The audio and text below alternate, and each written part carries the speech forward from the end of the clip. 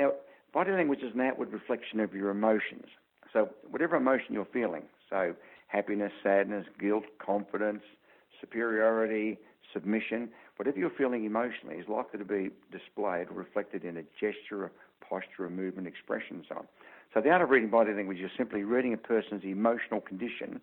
You then match it up with what they're saying in the circumstances under which it's all happening.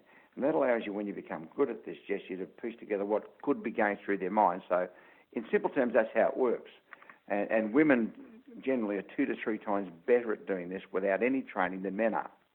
And the reason for that is having babies. Human babies don't talk or do anything for the first 2 years. And so female brains have wired parts of it to be able to read the non-verbal signals of babies, to work out the condition of the baby. Is it tired, frightened, hungry, in pain, and so on, which in evolutionary terms, men, we never needed to learn how to do that stuff. If you're hitting a moving bison with a large rock, you're not saying, gee, I wonder how it's feeling about all this. You've just got to hit it accurately.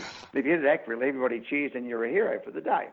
And so the result of that is that women in business are far more perceptive at reading nonverbal situations than men. And this is also the reason for any man who's listening to this program as to why, if you've had any experience with women, if a woman knows you well, it's very difficult to lie to her face. I mean, let me ask you the question, Jesse. How successfully can you lie to a woman's face if she knows you well? Even a small lie. Can you get away with it?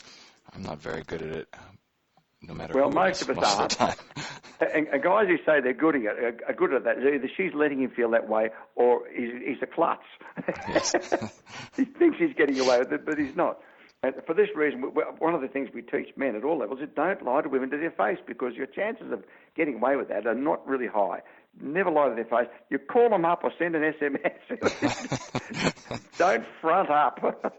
So, because body language is an outward reflection of emotions, if you're with all your friends or your buddies or people that you like, your peers, people you feel confident with, one of the interesting phenomena that happens is what's called mirroring. You all start using the same gestures, movements, expressions, tone of voice, because as long as you're all agreeing on the same subjects and feel the same way, you will be physically reflecting them as well as verbally and mentally reflecting them. And this is also a very powerful strategy if you want to warm people up, who you've just met, is to, by intentionally mirroring other people, mirroring everything except negative gestures, but everything else by copying it subtly. After 3 or 4 minutes of that, they get a feeling there's something about you they like, Jesse. They don't know what it is, can't put their finger on it, but, you know, when we first met, I just felt comfortable with you. I felt good. And the bottom line is you have created that by mirroring the person intentionally.